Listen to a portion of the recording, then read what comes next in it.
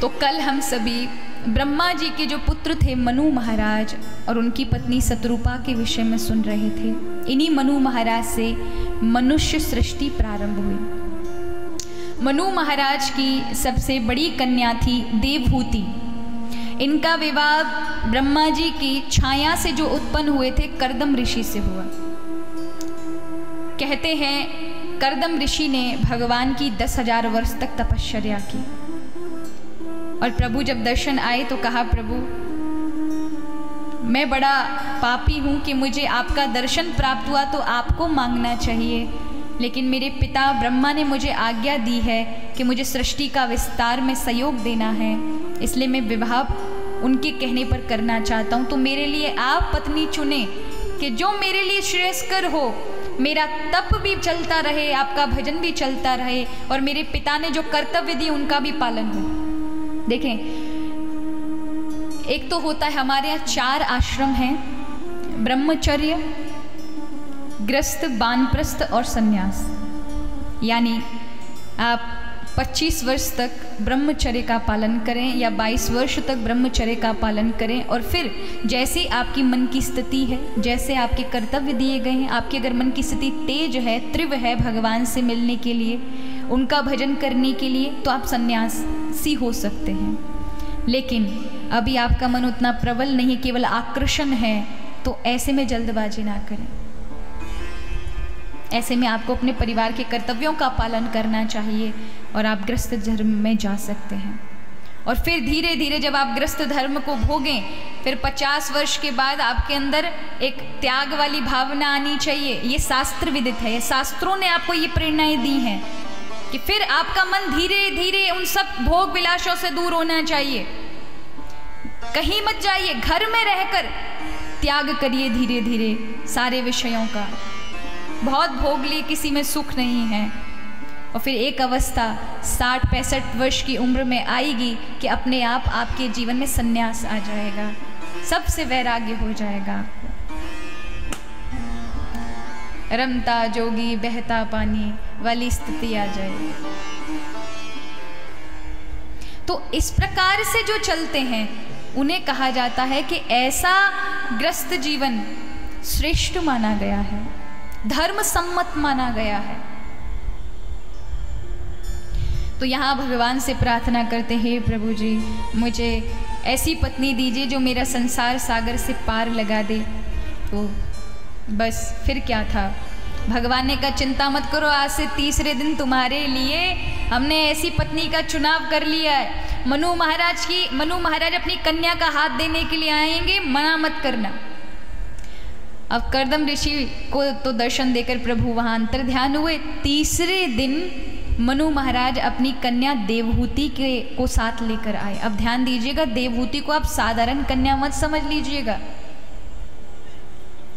ब्रह्मा जी की पोती है महाराज, कोई साधारण नहीं होगी। त्याग तपस्या में सबसे उत्तम नारियों में से देवहूति जी का नाम आता है, जिनके गर्भ से भगवान ब्रह्म ने अवतार लिया, यानी कपिल भगवान का अवतार हुआ। जब विवाह करने के लिए मनु महाराज आते हैं तो मनु महाराज बोलते हैं, महाराज मेरी कन्या योग्य है और भगवान का आदेश है कि मेरी कन्या का विवाह आपसे हो। तो उन्होंने कहा, देखो हम विवाह करने को तैयार हैं, पर हमारा एक वचन है, एक बालक हो जाने पर हम संन्यास ले लेंगे। मनु महाराज को तो बड़ा उनका हृदय बैठ गया, हमारी प्यारी सी बड़ी बेटी है, अगर एक बालक हो और ये संन्यास ले लेंगे तो हमारी बेटी का क्या होगा। बेटी से पूछा, क्या तुम्हें अभी भी स्वीकार है ऐसा विवाह? तो उस कन्या ने स्वीकृति दे दी। उन्होंने कहा, ऐसे संत का इतना सा भी क्षण यदि मुझे जीवन में संबंध बनने का मिलेगा कि मैं इनकी संबंधी रही, पत्नी बनने का ही सौभाग्य सही, मुझे वो स्वीकार है। मैं प्रभु के आदेश को मिटा नहीं सकती, ना ही दूर कर सकती, अस्वीकार नहीं कर सकती।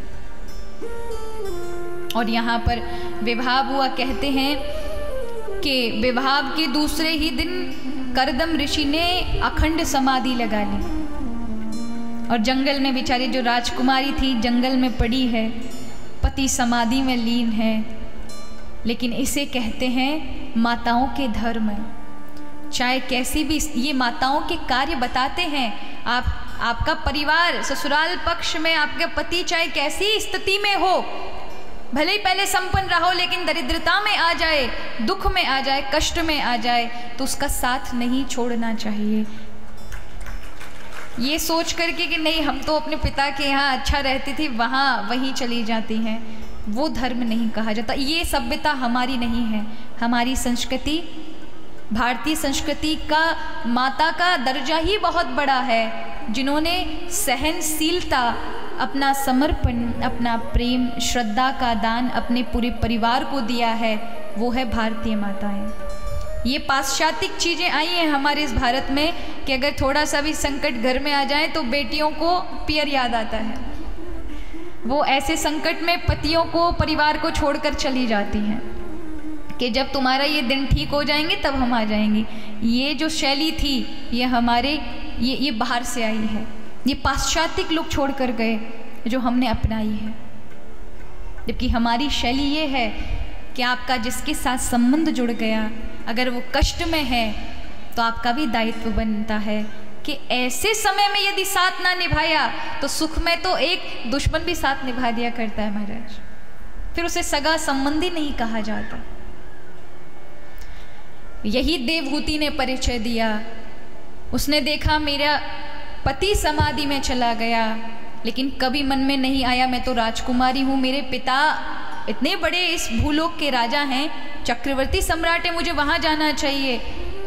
ऐसा मन में विचार भी नहीं किया और अपने पति की सेवा में ही लगी रही, वहीं आसपास रहती, उनकी सेवा करती। और कहते हजारों वर्ष बाद जब करदम की समाधि खुली तो उन्होंने देखा कि उनकी पत्नी एक बुढ़िया के रूप में बैठी है। उसने अपने शरीर को कृशकाय कर लिया।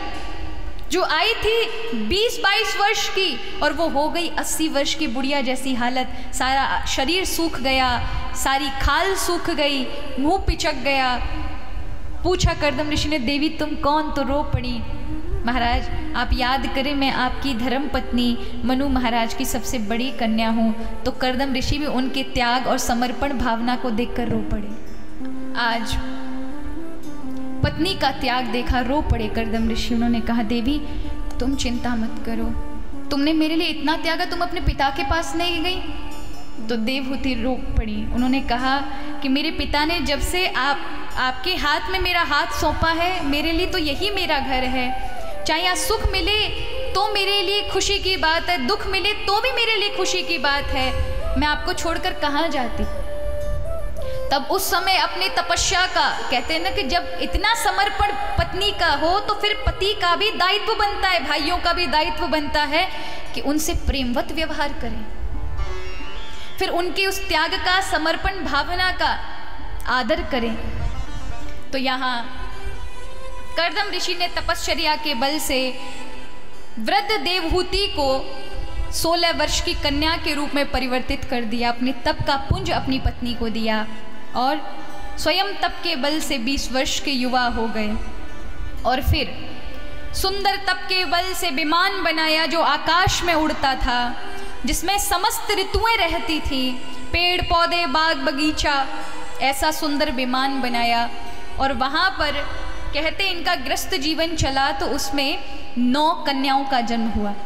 अब ये देवहूति जी की जो 9 कन्याएं थी, कोई सामान्य कन्याएं नहीं थी महाराज। अनसुईया, अरुंधति, गति, कला आदि बड़ी बड़ी सुंदर सुंदर स्त्रियां, कन्याएं। और कहते 9 कन्याओं का विवाह ब्रह्मा जी के 9 जो शरीर से उत्पन्न किए थे उन ऋषियों के साथ हुआ। और फिर 10वें में कपिल भगवान का अवतार हुआ। बोलिए कपिल भगवान की जय।